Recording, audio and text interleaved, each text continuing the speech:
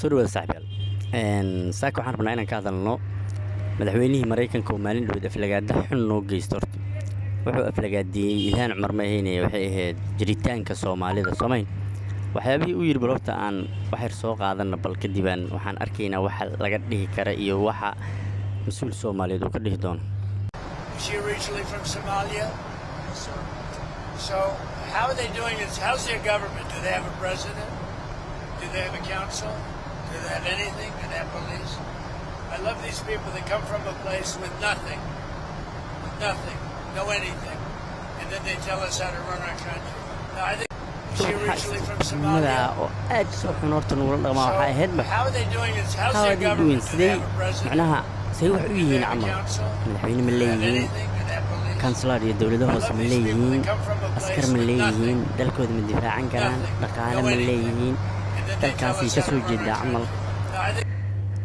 وحاسو دحما حقيقة مركل فيريو دتك وحاسو كل رغمين أين نستاهلين ولي واحد أو هاي بروفايلز دولة حلقة هاي وجوا ما نعرق أم عمبارين ومرك إنتان وباهنت إفداونا يو سوشيال ميديا Soomaalida kuma arag wax u jawaabay marka laga reebo dad oo iska influencers oo ayagu iska hadlay laakiin jawaab fiican waxa siisay Ilhaan Cumar oo aydan isla usbuucan waraysi dhiibaysay laakiin madaxda kale oo Soomaalida kama hadlin ayagayna ahayd inay u hadlaan waxaan arkayay fiidiyoyo la soo diray xalay iyo habeen hore oo AI generated AI oo artificial intelligence lagu sameeyo leeyahay madaxweynaha Soomaaliya ee ka hadlay laakiin waxaas waa been managerin laakiin waxa looga fadhiyaa madaxweynaha Soomaaliya inuu macnaha General Assembly ama qodbada xitaa ka jeediyay hadalkaas dacaayad ah nin asaga hadda ay meel isla fadhiyaan oo General Assembly ay ka wada qayb galayaan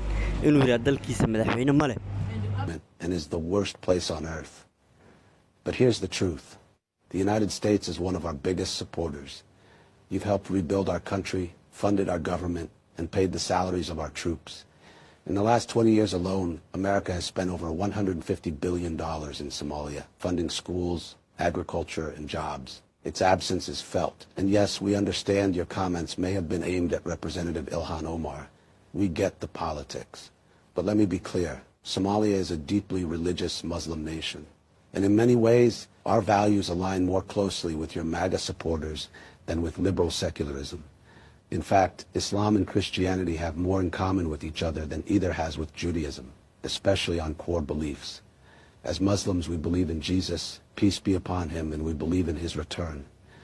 That's a powerful